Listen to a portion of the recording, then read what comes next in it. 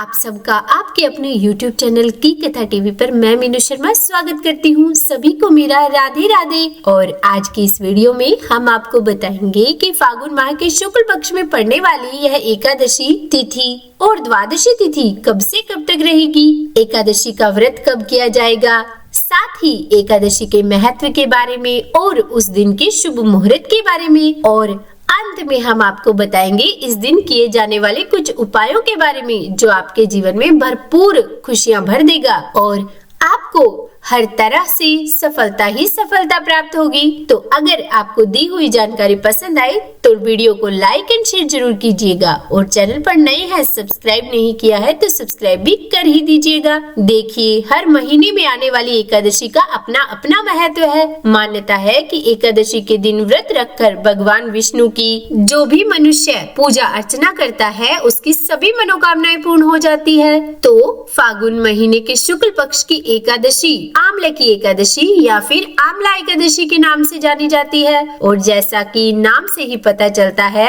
कि इसमें आंवले का कितना महत्व है, तो इस दिन भगवान विष्णु के साथ आंवले के वृक्ष की पूजा की जाती है। कहा जाता है कि इस दिन जब भगवान विष्णु जी ने ब्रह्मा जी को ब्रह्मांड की रचना के लिए जन्म दिया था तो उस समय आंवले के पेड़ को भी जन्म दिया था। इसी कारण आंवले की एकादशी वाले दिन आंवले के वृक्ष की पूजा करना बहुत ही शुभ माना जाता है। ऐसा कहा जाता है कि इस दिन भगवान विष्णु माँ लक्ष्मी के साथ आंवले के वृक्ष पर निवास करते हैं। यही वजह है कि इस दिन आंवले के वृक्ष का पूजन और परिक्रमा करने से लक्ष्मी नारायण भगवान प्रसन्न होते हैं, और जो भी इसकी पूजा करता है उसकी धन दौलत में बढ़ोतरी होती है, उस व्यक्ति को समस्त पापों से मुक्ति मिल जाती है। तो आइए अब हम जान लेते हैं इस आंवले की एकादशी व्रत की तिथि और इसके शुभ मुहूर्त के बारे में। तो वैदिक पंचांग के अनुसार इस बार फागुन महीने के शुक्ल पक्ष की एकादशी तिथि प्रारंभ होगी 9 मार्च रविवार को सुबह 7:45 पर और समाप्त होगी 10 मार्च सोमवार को सुबह 7:44 पर। अब देखिए, दशमी युक्त एकादशी करने से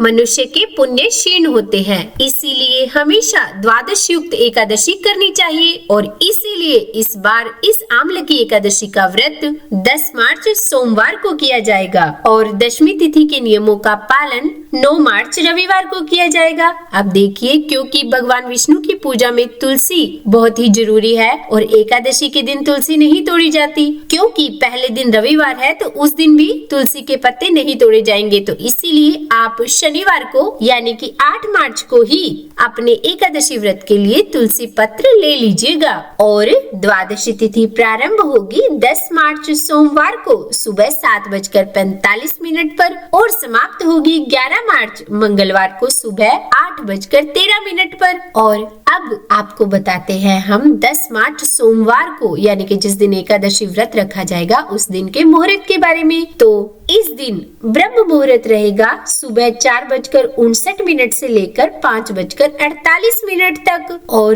सूर्योदय का समय रहेगा सुबह 6:40 और सूर्यास्त का समय रहेगा शाम 6:27। और इस दिन राहु काल का जो समय है वो रहेगा सुबह 8:05 से लेकर 9:34 तक। तो देखिए, ध्यान रखिएगा, इस समय के बीच आप कोई पूजा पाठ मत कीजिएगा क्योंकि यह बहुत ही अशुभ समय माना जाता है। और देखिए, इस बार भद्रा का साया भी है जो कि सुबह 6:36 से लेकर 7:44 तक रहने वाला है। और इस दिन अभिजीत मुहूर्त होगा दोपहर 12:08 से लेकर 12:55 तक। अब इस दिन 3 शुभ संयोग भी बन रहे हैं, जिसमें स्वार्थ सिद्धि योग सुबह 6:36 से लेकर रात्रि 12:51 तक है, शोभन योग सुबह से लेकर दोपहर 1:57 तक है, और पुष्य नक्षत्र पूरे दिन है और उसका समापन देर रात 12:51 पर होगा। क्योंकि एकादशी का व्रत रखने वालों के लिए व्रत पारण का समय जानना बहुत ही जरूरी है, तो इस बार एकादशी व्रत का पारण का शुभ मुहूर्त होगा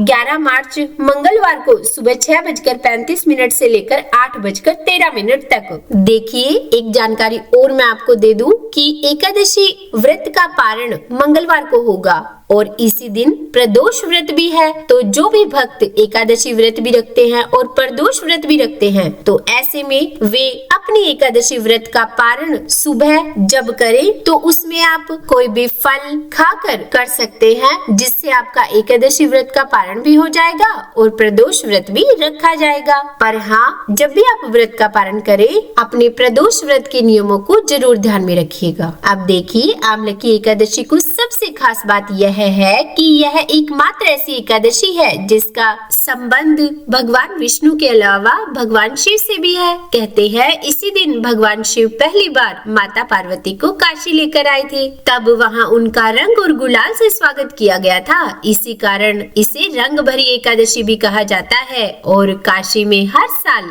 आंवले की एकादशी के दिन बाबा विश्वनाथ और माता गौरी की पूजा की जाती है। इस एकादशी पर काशी विश्वनाथ मंदिर में विशेष पूजा और कई उत्सवों का आयोजन किया जाता है। और आइए अब जान लेते हैं इस दिन किए जाने वाले कुछ उपायों के बारे में, जिनको करने से भगवान विष्णु का आशीर्वाद जल्द ही प्राप्त होता है। तो कहा जाता है जो भी भक्त इस दिन भगवान विष्णु को 21 पीले फूलों की माला बनाकर अर्पित की जाए तो उससे भगवान विष्णु बहुत जल्दी प्रसन्न होते हैं और ऐसा करने वाले की सभी मनोकामनाएं बहुत जल्दी पूर्ण होनी शुरू हो जाती है। इसके अलावा यदि आपको अपने व्यापार में बहुत परेशानी आ रही है तो उन परेशानियों से मुक्ति पाने के लिए इस एकादशी के दिन एक लोटे में जल लेकर उसे आंवले के पेड़ में चढ़ाना चाहिए और उस जल को अर्पित करते समय भगवान विष्णु का ध्यान करना चाहिए। कहते हैं इस दिन ऐसा करने से आपके करियर में जो भी परेशानियां आ रही है वे सारी परेशानियों से आपको मुक्ति मिल जाती है।